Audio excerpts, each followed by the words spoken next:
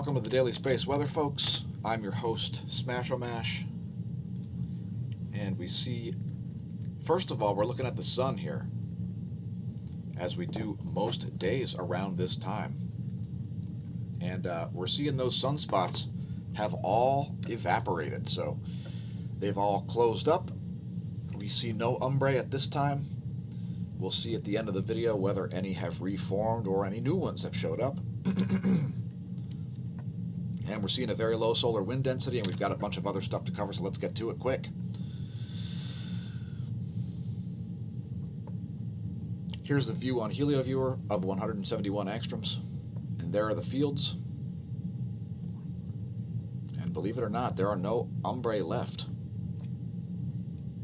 So as quickly as they showed up, they vanished, and we state regularly on the Daily Space Weather that the magnetic environment can change suddenly with absolutely no warning. So, next we're looking at a custom view here of setting sunspot 2762 there in the northwest. And you can also see former sunspot 2760 down there around the equator, a cycle 25 and cycle 24 sunspot respectively. Here's the same area in 304 angstroms.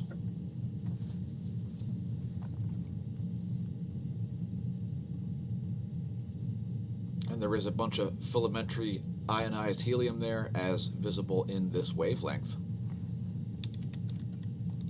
And next we're going to look at this spot here in the southeast, as we saw a plasma filament down there as well.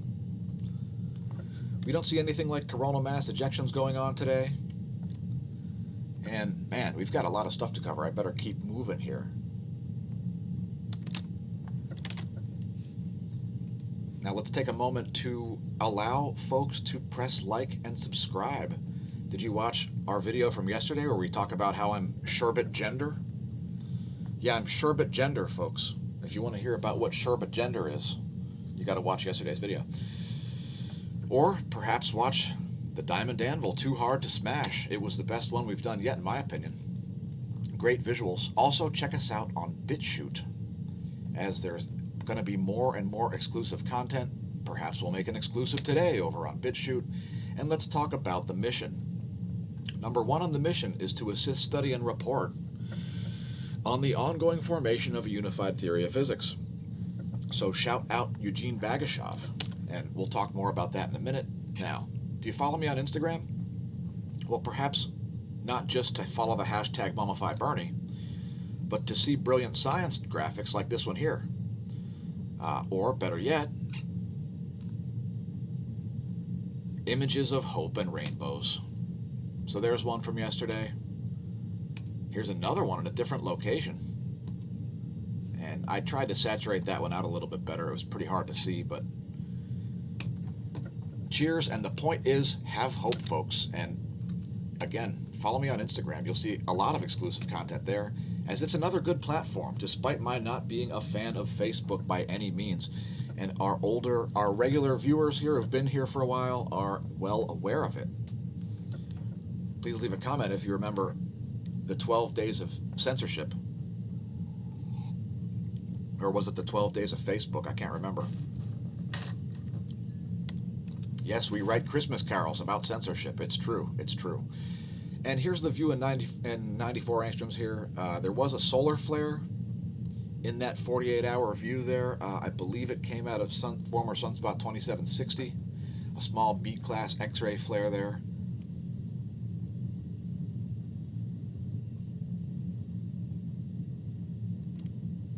And let's look at some more data. It's the Space Weather Enthusiast dashboard.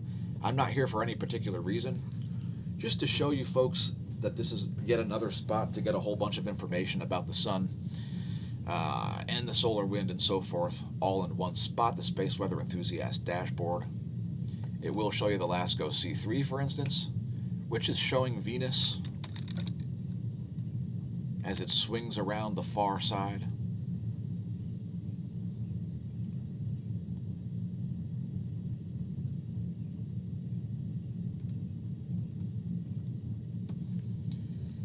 And there's the aurora forecast, by the way. Also, it does show you the sunspot number progression. 10.7 centimeter radio flux progression. By the way, this solar minimum does not appear to be as deep as the last one, and the KP index is at 2 currently, and it's 4:35 a.m. when we made the video. Now, I would also like to note the Thermosphere Index. This is another thing that's not particularly well understood by most, especially mainstream climatologist types. Thermosphere Index, if you notice once again here, never got as low as it did at the last solar minimum. Man, oh man, what's going on, Epic Pen? You see that Thermosphere Index low? This one has not gotten as low as that yet, and we're hoping it doesn't.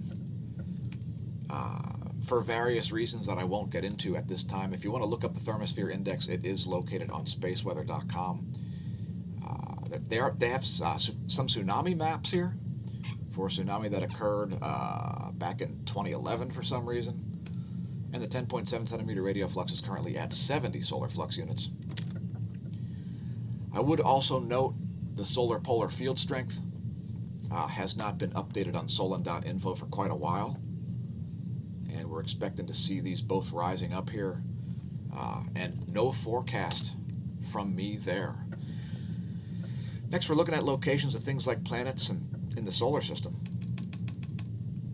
There's where things will be in a week.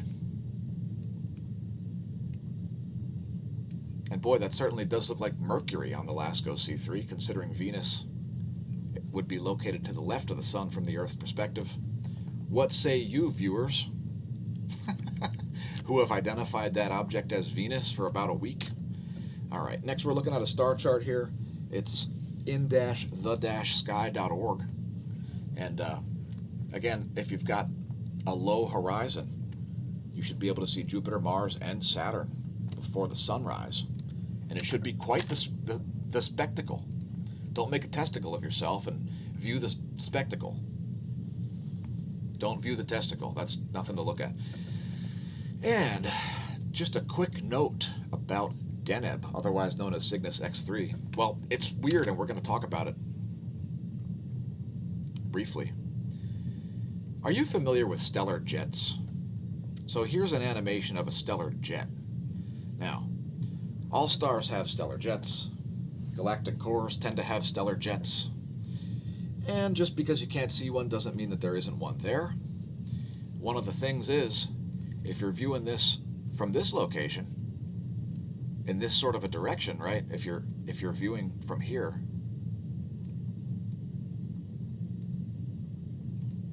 well, you're going to see what we're seeing here on the screen. But if you're instead viewing from this perspective,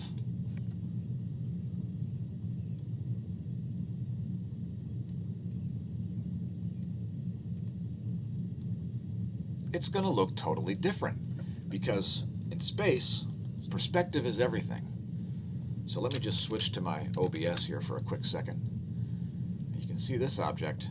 If you view it from the side, it's basically a disco ball, an LED illuminated one. But if you view it from this view, notice how bright it suddenly gets. Well, why is that, folks? That's because, well, now while we're looking at photons here, and when we're talking about this, what the heck is going on? When we're talking about this, we're talking about a particle stream, not electromagnetic radiation. So, but the point is, the electromagnetic radiation, when you're viewing from this sort of a perspective, gets distorted. So in any case, we're going to talk more about this in future videos, and that launches me into the cosmology segment. Now, the first thing we're going to do is we're going to look at cosmic rays, a widely misunderstood aspect of both climatology, but also stellar cosmology.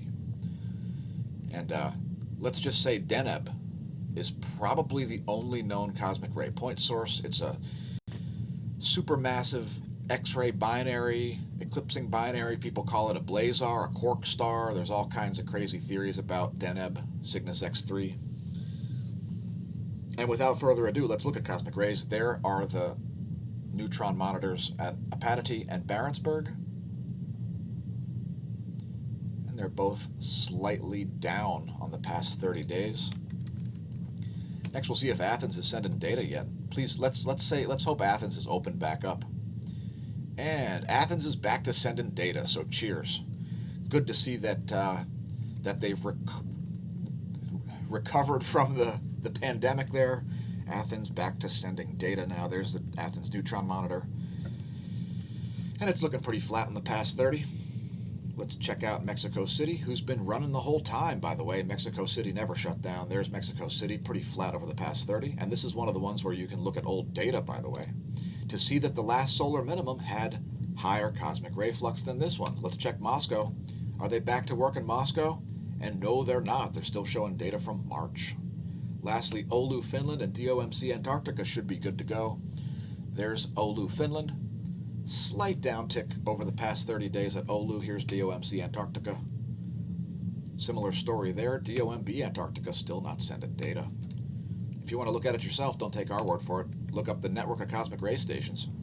It's a Russian site, and it's science. I wouldn't worry about it. Now we're going to look at some transients. Don't worry, folks. It's not fake Russian news. And the first transient we're interested in here is the X-ray emission of Sagittarius A star. If you're not familiar with Sagittarius A star, it's the massive radio source at the core of the Milky Way galaxy. Some folks would refer to that as a supermassive black hole. I just call it a massive radio source because we can measure those radio waves and indeed the X-rays. So here are the X-ray emissions, and it's quite baseline, although I would note, as Ben Davidson would agree, this has been ramping up slightly over the past 8-9 years. So that's interesting. However, I do not believe a galactic superwave can come from Sagittarius A star, and I'm not going to explain it in this video, although this is a cosmology segment. We're going to look up some more transients here. We're going to look up Vela Pulsar. There are the transients, and these are X-ray emissions again, folks. There are the X-ray emissions from Vela Pulsar. Nothing too crazy or out of the ordinary really going on there. Pretty normal activity. Let's look at Crab Pulsar next. The most consistent, very, very strong X-ray source. There's Crab Pulsar. And you can see that one is right around baseline. And it's so consistent and so strong that it's used to calibrate X-ray telescopes. Let's look at Cygnus X1, back on the other side of the galaxy there. Cygnus X1. Another massive radio source, famously bet on between Stephen Hawking and Carl Sagan to be a black hole. Now widely believed to be a black hole. I'll still refer to it as a massive radio source. Cygnus X1, located in a similar part of the sky as Cygnus X3, aka Deneb. And let's see. So this one's highly variable, by the way. You can see it varies through regular periodicity all the way down to 0, up to 0.3 about. So there's high level. Baseline is around 0.1. And so this one's right in baseline. And let's look up, let's see, what else can we look up here that we don't always look up? We'll look up Gaminga real quick, going back to the Vela Pulsar side of the galaxy. So now back to the right side of the galaxy, closer to Crab Nebula and Vela Pulsar is Gaminga. And Gaminga is right in its baseline also. You can see very consistent emissions from that object. And then last but not least, we'll look at Cygnus X3, one of the only known cosmic ray point sources. It's weird in every possible way. Göbekli Tepe seems to be oriented toward it. Cygnus X3, otherwise known as Deneb. It is the most luminous intrinsic object visible from Earth in the galaxy also. So it is the brightest object, the most obvious cosmic ray point source. And the reason we know that is because we can detect this object's emissions under 1,000 feet of granite.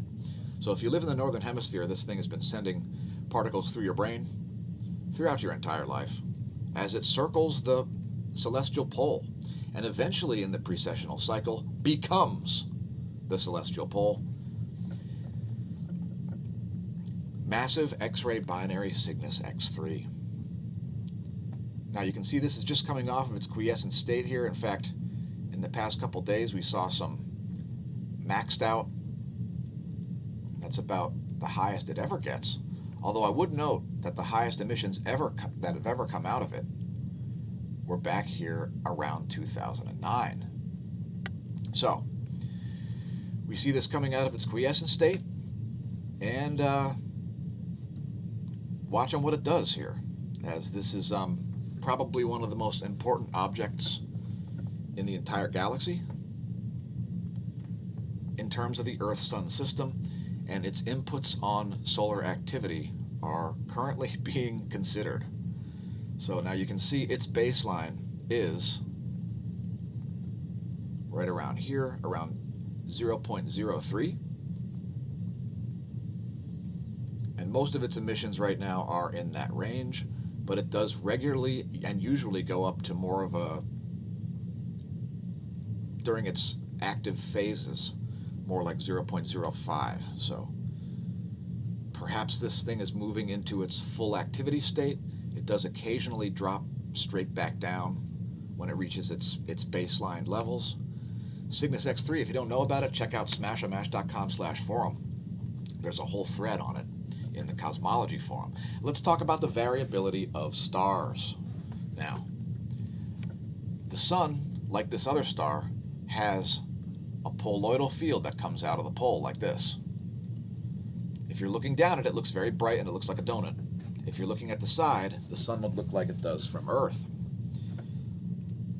Well, what's one of the most important variables? Well, okay, so this, you can see this star here, KIC 7849521, is much spottier and has a much larger variability than the sun does, about 35 times as variable as the sun is. And one of the most important aspects to this is the rotational speed of the star. Now, in the case of the sun, it's about 24.5 days. In the case of more active stars, it's faster. So one of the things that we look at when we're considering the possibility of high variability in the sun is its Carrington rotation, it's called. And it does vary a bit. It is a bit counterintuitive. And this article here is from Cosmos Magazine. It's cosmosmagazine.com. So an interesting article here about its magnetic activity and so forth. And it's definitely not widely understood how these objects really behave. So in any case, on this channel, I do not believe that stars are made up of gaseous plasma, or that they're formed like Don Scott's plasma Z-pinch model. That is a thing that occurs in the lab, but not in observational reality. And we are getting closer and closer to reasonable explanations for all of cosmology and indeed physics. And one of the ways is through the Parker Solar Probe. So the Parker Solar Probe is verifying some theories and debunking other ones. And one of those is the apparent crossing through magnetic boundary layers. So when you pass through different magnetic shells, what you see is reversals.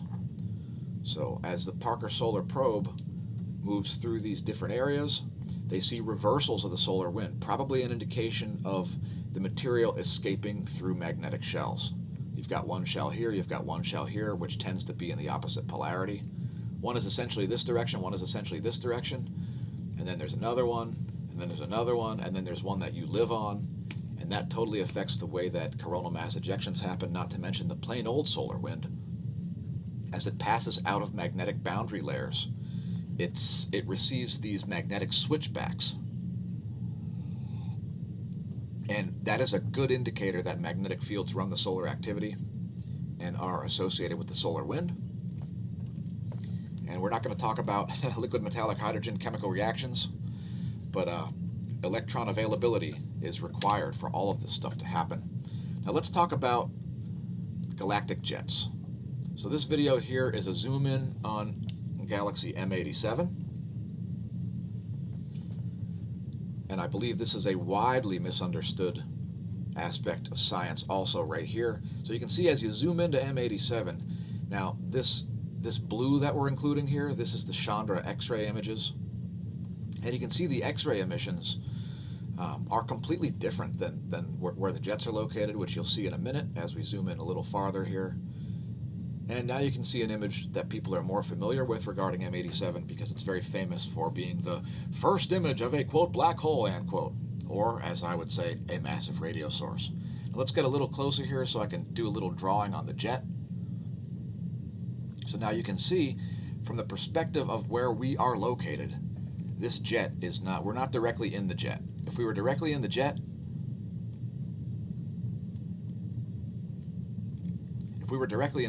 this would be what we call a quasar or a blazar. However, we're not directly in the jet, which is why we get to see somewhat of an image of the toroidal area rotating around this massive radio source. Let me just zoom in a little farther and see how this works. All right, now here's a great image of the jet, and you can see the way the jet looks a bit like dots and dashes. Here you see illuminated material, empty space, illuminated material, empty space, illuminated material, empty space, and so on and so on. And then out here it finally gets a bit diffuse, as if it's coalescing and forming into something. Well, what we would anticipate to be here would be electron bridges in between these areas, and that completely affects the way that these protons, which is almost assuredly what these jets are composed of, propagate out into space. These are not magnetic fields. The magnetic field is back here at the massive radio source, which is made out of, guess what, condensed matter. Now, these jets are primarily going to be composed of protons, hydrogen nuclei, the same thing cosmic rays are composed of, the same thing that solar wind is composed of. And where am I going with this? Well, let's just zoom in a little farther here, because this one zooms way in. And look, while this thing does not overall look like a Birkeland current, you can see that there is some sort of a spiral-like pattern going on there. And that is because little sections of this become Birkeland currents when the electrons catch up to the protons.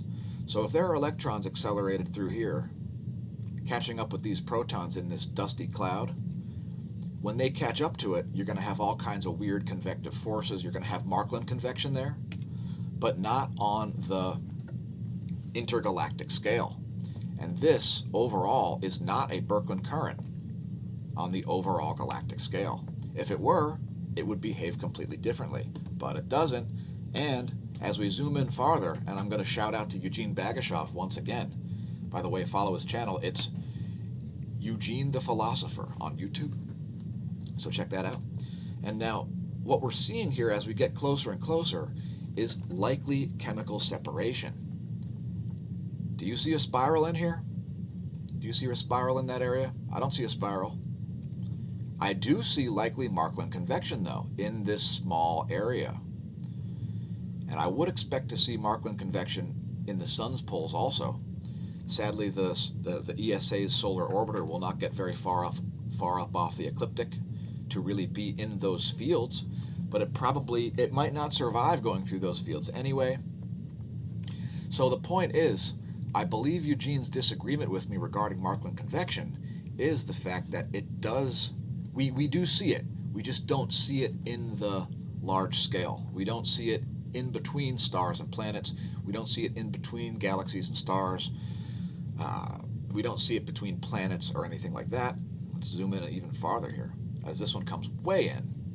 So you can see likely chemical separation. But once you get out to the end of this jet, once you get farther out in this jet, it ends, as there probably is an electric circuit there, because electrons are going to want to flow like this.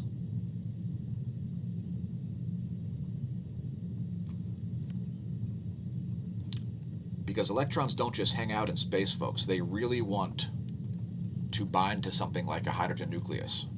So as you zoom in farther and farther, you can see a very detailed view here of the radio jets.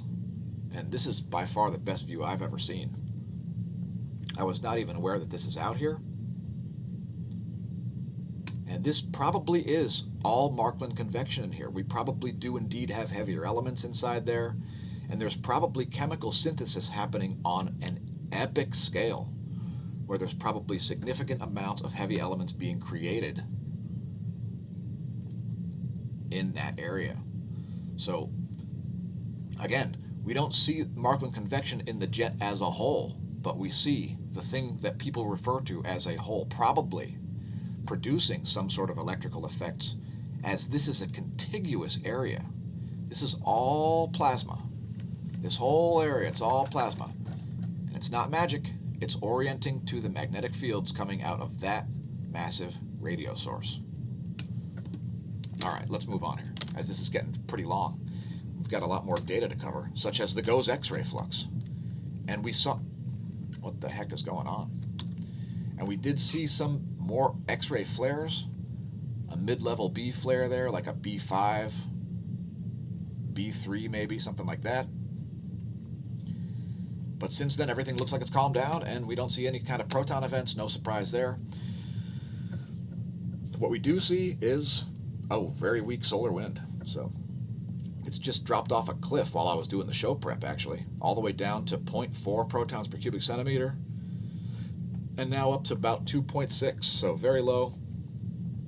We just recently saw the phi angle shifting around also, as well as changes in the BT-BZ. And for you new viewers out there, the BT is the total field, and the BZ is the field orientation. If it's negative, it's south pole. If it's positive, it's north pole. So that's pretty convergent there.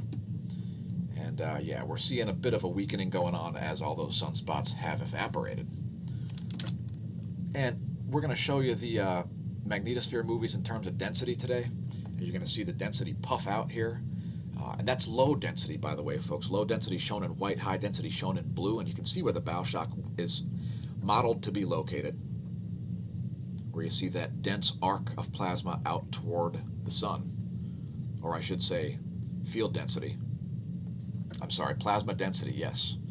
And you can see that where the solar wind there drops off, the way the field, the way the magnetosphere loses its density there. So that's a significant event there, and that's all associated with very, very low density solar wind. And you can see how weak the pressure is here as well. This is 4 hours more data. So we just looked at density, now we're looking at pressure.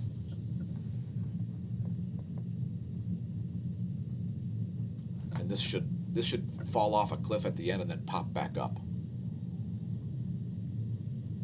This is kind of similar to F equals MA in a way. It's more like V equals, or P equals VD, meaning pressure equals velocity and density. But it's a lot more than that, folks, because things like electron flux is figured in as well. Now we're looking at ground magnetic perturbations here, and during this polar excursion, we're seeing 2 north poles and a south pole creeping into the southern Indian Ocean. I don't know if you were aware, but thanks for being aware if you weren't. And there are the ground magnetic perturbations over the past 4 hours. Here's the GOES magnetometer, and it's very spiky and all over the place, and that's no surprise, as the whole current sheet is still charged up by the south pole, shown here in red. So that's the south solar polar field here. We're looking at the top view ecliptic plane field plot as if you're looking down at the north pole of the sun, shown here in green. And again, the south pole completely in charge of the Earth portion of the current sheet. Here's a line of sight field plot, and you can see this B field shown in blue returning to a very uniform symmetrical state as those sunspots evaporate. Electron flux is still quite low, surprisingly low, and we're just waiting for an electron storm here. It's coming, folks. And just as we showed you with those M87 jets, there are electrons out there. And what about the possibility that the Earth also has free electrons around its, let's call it a mantle? And there's the GOES electron flux, and you can still see quite low levels, surprisingly low levels. so we don't expect to see any charging hazards or GPS errors. And the ionosphere is quite anomalous here once again. You can see heavily discharged on the nighttime side and sort of all over the place. Here's the latest image. That one coming in at, wait for it, 8:45 UT. And looking pretty anomalous there, especially in the southern hemisphere.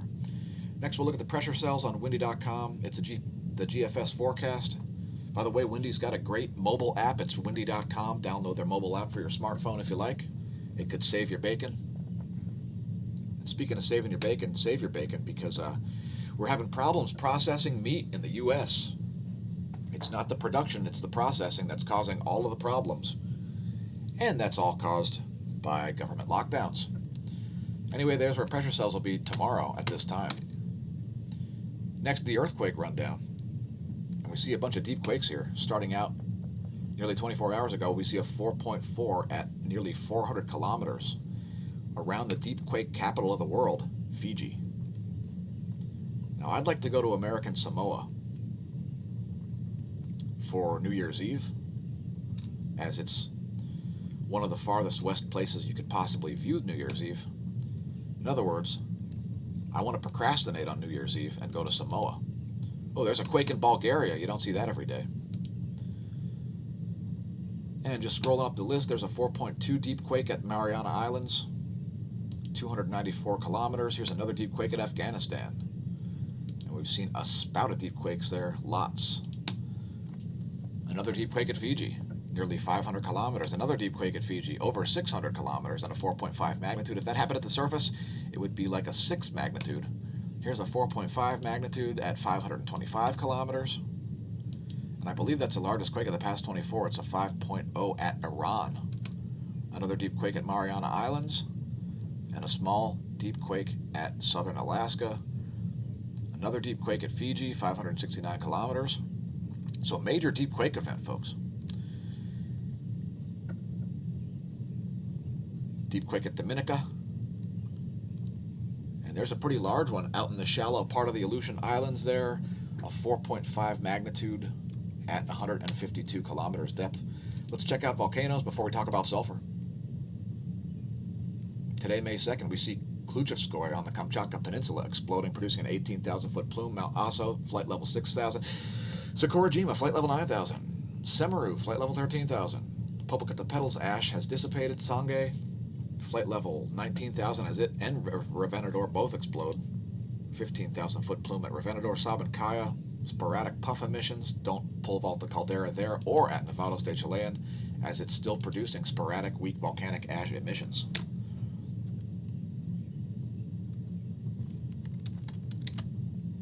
And let's talk about the sulfur cycle real quick. It's not widely understood by humans, either in its value to plants, or its value to human health, or its value to the ecosystem as a whole. The sulfur cycle has got me consuming methylsulfonylmethane. So I don't know if you're aware of methylsulfonylmethane, but it is a byproduct of some of the volcanic gases that come out. And sulfur compounds are in the lithosphere. So this is part of the reason why volcanoes spew out carbonyl sulfide, and carbonyl sulfide through chemical reactions and UV light ionization. Not ionization, through chemical reactions and UV light, you'll get the methylsulfonylmethane will rain down from the sky, get in your food, and get into living cells. So this is part of the reason why fresh food is better for you than, processed food. It's the methylsulfonylmethane, and this is one of the features. These sulfur compounds are what make things like garlic and onion healthy for you. But you can take supplements for this, and again, this is yet another reason to consume fresh foods. And let's move on to the oh my god, I'm so scared COVID-19 section. Now, have you checked out smashamash.com/forum? We talked about the Cosmology forum a minute ago. We've got a bunch of interesting threads in there, whether it's covidiates, which must be globally pinned the most. Comet Atlas C19, Cygnus X3, massive X-ray binary celestial pole deneb. But the point is, we've made a tutorial about how to use it. So if you search for Smash Forum tutorial on YouTube, you'll find it. And here's a little clip. I basically have left this all on stock settings. I rolled this out long before it looked the way I wanted it to look. It's pretty crude, but it's just a basic theme.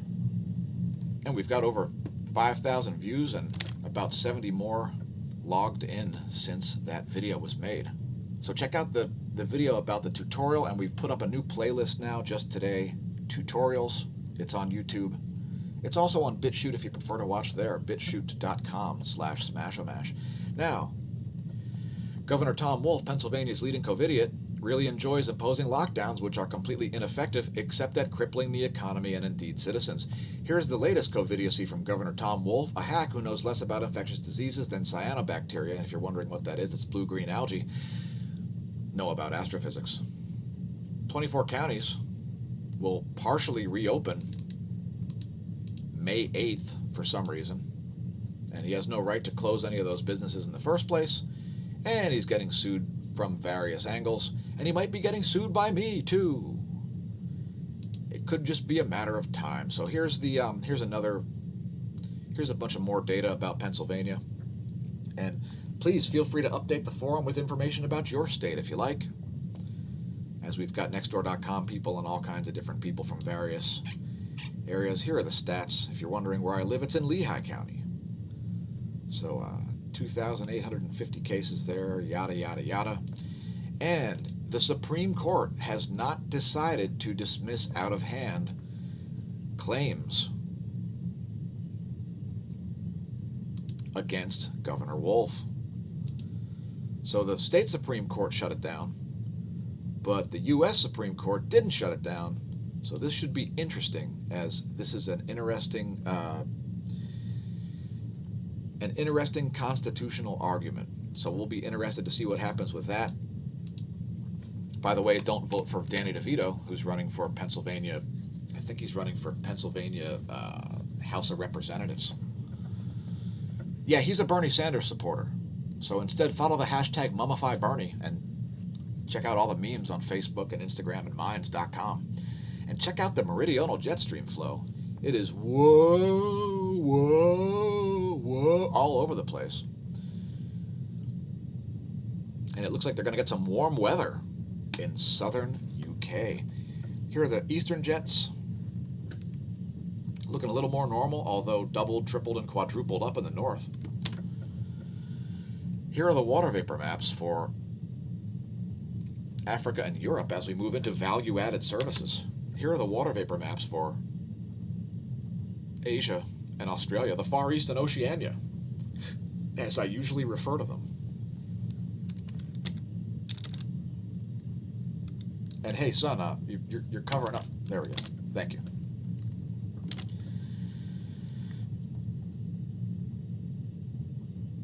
Here are the lightning maps. And there's quite a lot of lightning falling in the Middle East. Lightning fall. I don't know if it's lightning falling. I'll just say striking. Thor is showing up. Just kidding, folks. All right, and there is the U.S. Doppler radar map. And no, Brett, I'm not showing Alaska. Sorry. We may do Alaska weather reports in the future, but it's notoriously difficult to predict. You ought to see what the pilots have to go through to fly in Alaska. It's a mess. They probably have to know more about meteorology than your local meteorologist does. Anyway, there's the U.S. water vapor map. And let's take a look at this convergence over Oklahoma. As we've got an agenda here, folks, an agenda to advance real science, debunk nonsense, and empower humans to have a clue what they're talking about when it comes to atmospheric physics.